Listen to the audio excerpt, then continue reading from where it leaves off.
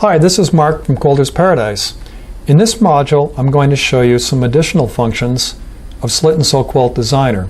Specifically, I'm going to show you copying, and I'm going to show you how to do swatches.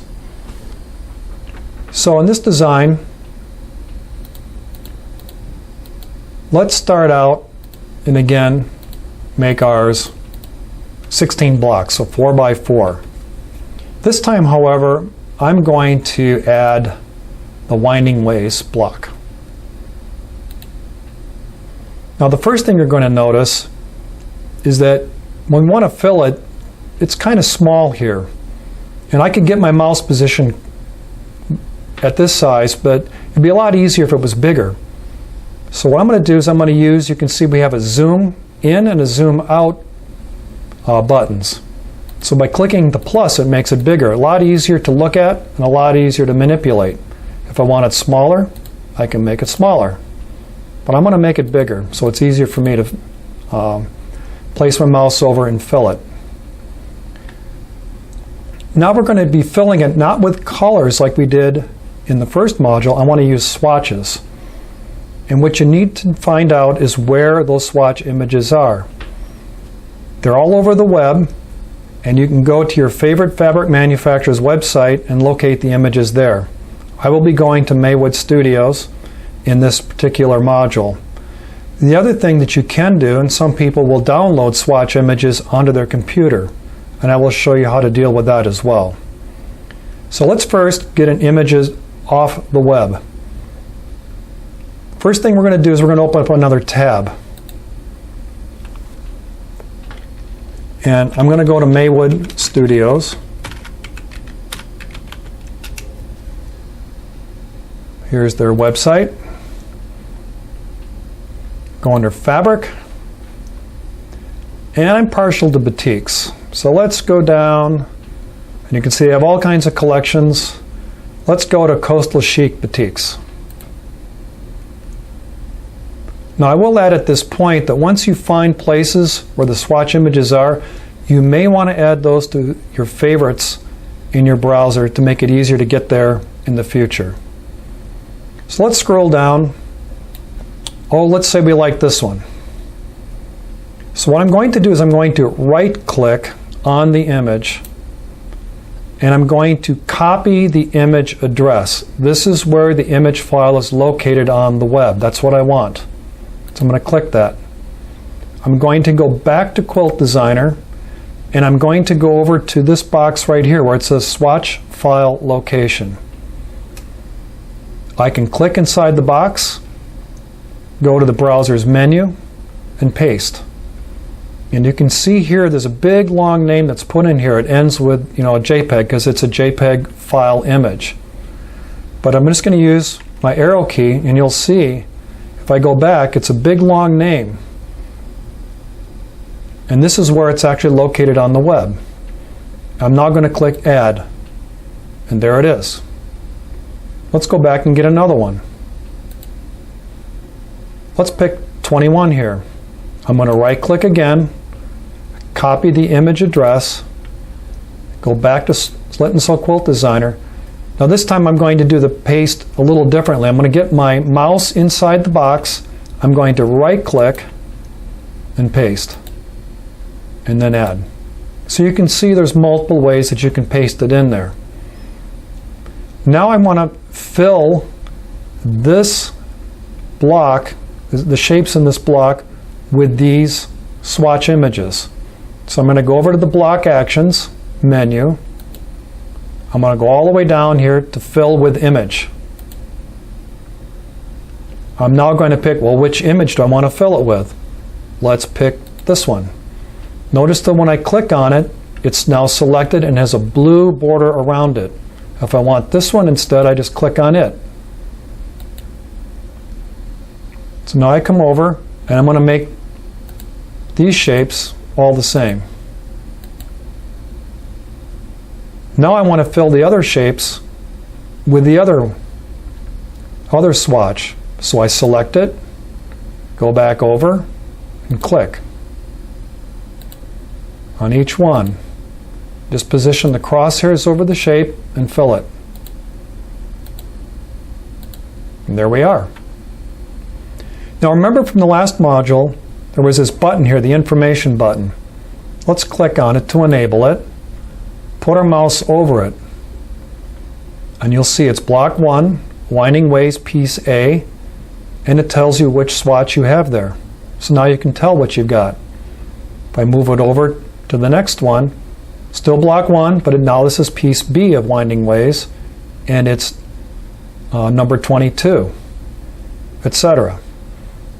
All right, so now I want to show you the copy command. And there's a number of different ways you can do copying. It's kind of cool. To copy, you first select Copy from the drop-down menu. The next thing you need to do is click on, well, which block do you want to copy? I want to copy block 1, which is right here. So I'm going to click on it once. Now notice what happened to the mouse. I'm going to put it over here so you can see better. It's an arrow with a plus sign next to it, which indicates now you're in copy mode. So if I want to copy this onto this space here, I just click, click, click, and I can do that wherever I want, many times as I want. Now I'm going to show you other variations on copy.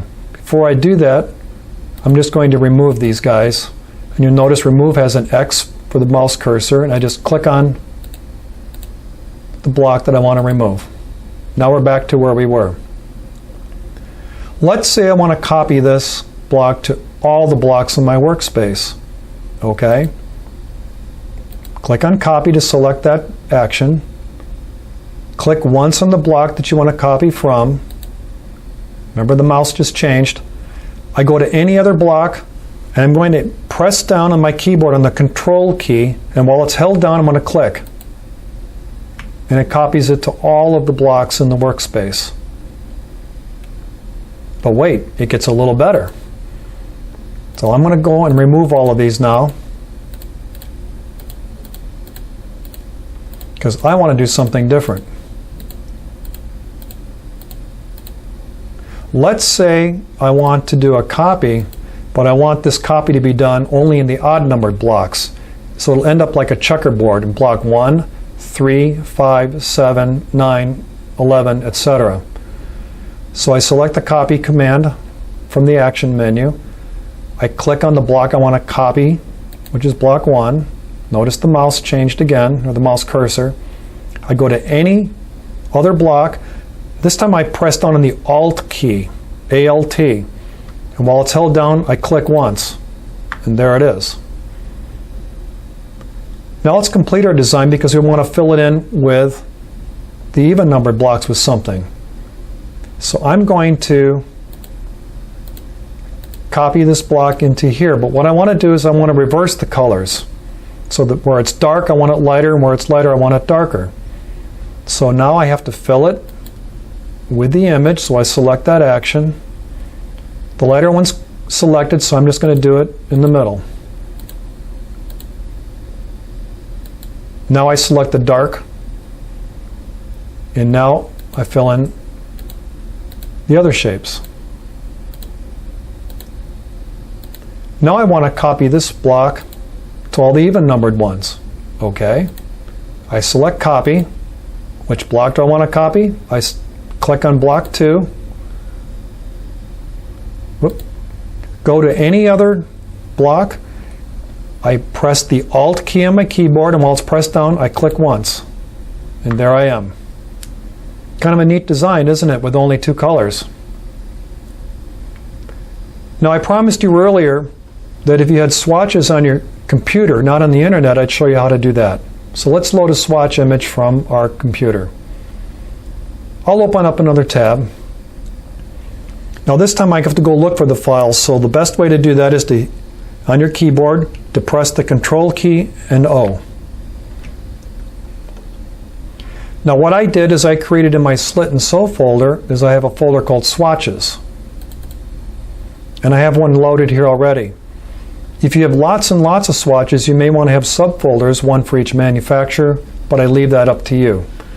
So I'm going to select this, and I'm going to open it. So it's going to open it up. What I want is this information right here. Where is it located? So I'm going to select that, I'm going to copy it. I'm going to go back to my program, the Slit and Sew Quilt Designer, and go in here and paste it and add it, and there it is. So again, these two swatches were from the internet. This one's from my local PC. And if I want to fill, all I got to do is fill with image, select it, and then add it. Now I'm going to go back and put that back where it was. Now what I'd like to do is show you how you can create an image of your quilt design.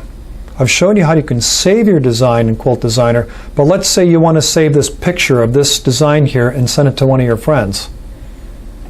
The way to do that in Windows, an easy way, is go down to your Windows Start button down on the lower left-hand side. Click on it, and in the box, type in snip, S-N-I-P. And you'll see up here, snipping tool. That's what you want. You'll click on that. And up pops a window here. And you can see my mouse has got that crosshairs. What I'm going to do is position the upper left-hand corner. I'm going to click and I'm going to drag. So I get the entire design. And there it is. Now I want to save it. So I can click on the save icon here, or I can do a file, save as. I'm going to save this in my Slit and Sew folder. And down here, there's different file types that you can have. PNG, GIF, or JPEG. Let's say you want a JPEG. That's pretty popular. And I'm going to give it a name. I'm going to call it Winding Ways. I'm going to save it.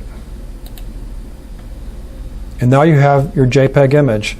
And you can attach that to an email that you send your friends, or you can post it on social media, like on a Facebook or a Pinterest page, wherever you'd like.